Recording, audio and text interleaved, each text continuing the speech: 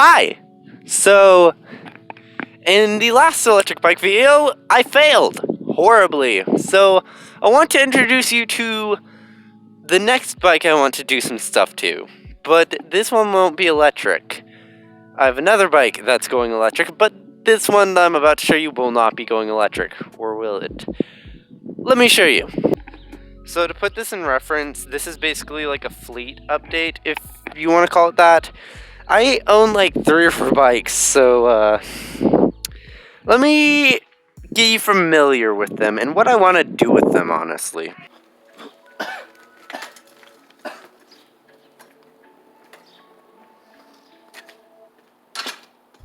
This is the Kent Ambush. Or at least the frame is. This is a Frankenstein bike of many different parts. And this bike is built on probably one of the most notorious bike frames I've ever seen, the Kent Ambush. A pretty interesting bike. I've seen like at least 50 of these in my entire life. And yeah, this thing is an absolute Frankenstein of parts. But it works, surprisingly. This is from, I don't even know what tire that's from. This is from a different bike. This is the original frame. This is from a Kent 20. This is from a Kent 20. I think the chain is from another bike, but I don't remember which. Let's talk about why I didn't turn this electric. To start, I don't know if you can see that, but this should not wiggle, and this should definitely not have a gap. The bearings are shot and the pedal assembly, which is not a very good thing. Also, the back tire is starting to get bald. The seat is all kinds of dead. Poor thing. This is why I somewhat dislike dogs. And this original Kent 20 handlebar is absolutely all kinds of banged up because I use this as a BMX bike and I crashed a lot. This is why I don't do BMX anymore. Next bike.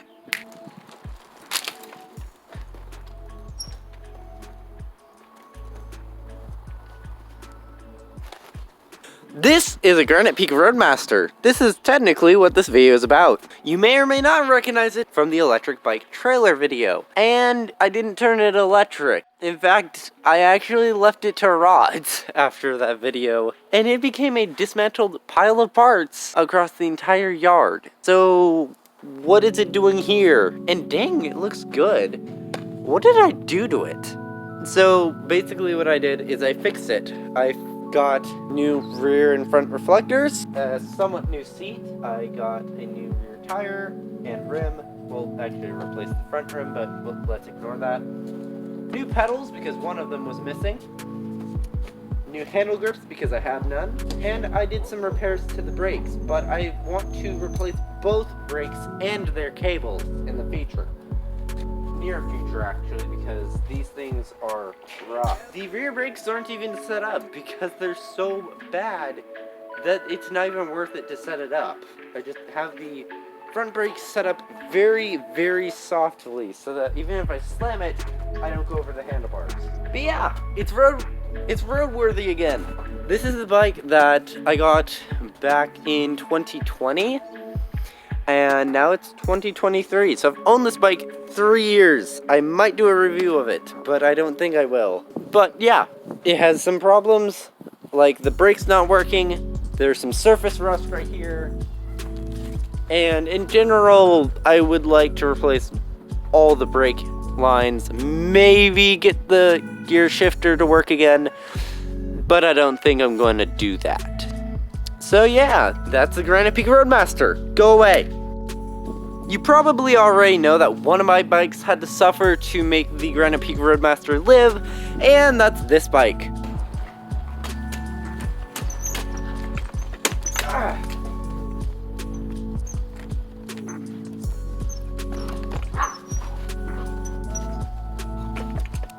I don't even know what this bike is. It's a 3-wheeled bike that is actually a factory 3-wheel bike. I didn't make it into one. It's actually kind of cool. It has go-kart steering. And its biggest problem is that it's heavy and it's hilariously overgeared. I don't even know if you can see it, but it is hilariously overgeared. If you're curious, this bike was a gift to me, and it's kind of in a state of disrepair. So my friend ProGamer14 gave it to me a while back, and this poor thing has been through a lot. This is hilariously overgeared. It's been on public roads, it's been to the skate park, and it's the only bike I own with properly working rear brakes. And that's the only brakes you get, because these are weird tires in the front that leak. I need to get them repaired, but I don't care. There's a couple problems with it. To start, I want to gear it down, maybe turn it electric, but nowhere near what I'm thinking for the other bike. I want to give it a really good clean, preferably a paint job, replace the seat, get new grips for it, and use this as a camera bike, because obviously it's a 3-wheeled bike. One of the biggest advantages of that, because look, I'm at a standstill. I might have to hold the brake because I'm on a hill, but I'm not falling, and this is perfect for filming. So this is going to be the filming car. Oh yeah, I'm not even going to cut this part out, which I have done with the rest of the bikes. I took some of the rear bolts that are used to tension the chain, and so now it skips horribly. Oh no, the chain came off, which is what I get. Also, the front disc for the chain, the front gear, is more warped than my perception of reality. Oh yeah, Grand Pika Roadmaster is back. Hi, thank you. So this bike is not going electric. I found that I enjoy this ish mountain bike to be very light. It's like 15 pounds. It's amazing. I absolutely love it. It's fun, it's fast, and there's not much maintenance to do on this right now. All I have to do is replace every single brake line, and that's it. Literally it.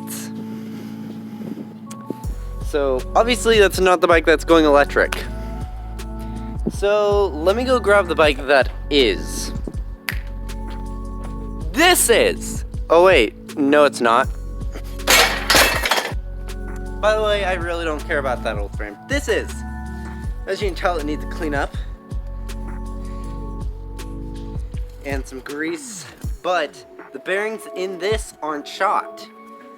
That's the sketchy part about that, is the bearings are shot. So it's much annoying to ride than this. But a while back I snapped the chain on this. But now that I have a little bit more knowledge on how to replace bike parts, I can replace the chain. So, since this is a lot better condition than that one, other than some surface rust, I think this will be a good candidate. I might get better pedals, this will be going electric, and I have a motor in mind. It's the exact motor that was shown with the Granite Peak Roadmaster. 100 amps at 12 volts, just about 1200 watts, which I will possibly be throttling it down because I think, yeah, I know that Texas has like the 750 watt maximum, but this little thing, and we're going to be putting 20-inch tires on it because the 18-inch on the back of that thing is already going bald. The 18-inch on the back of that thing is already going bald. I'm pretty sure it's going to spin out a 20-inch with how much foot-pound of torque that starter motor has. We're going to turn that right there into a drag racing bike. Now, once again, I'm not going to guarantee anything. So basically, I'm not going to give you a timeline for when this is happening. Let's just say it's happening sometime this summer. I want to get it electrified and running and do a top speed run with it by the end of the summer. Hopefully, we can get that to happen. So we're going to go through this little hoop on some of our bikes just to test how well they go. Yeah, so theirs is broken. So she's going to ride the Kent Ambush through the loop that we've created. Use some slow blade details. Let me move out the way. Oh, you got this? That's awesome. Let me get my bike. It's a giant. We actually have a use for your giant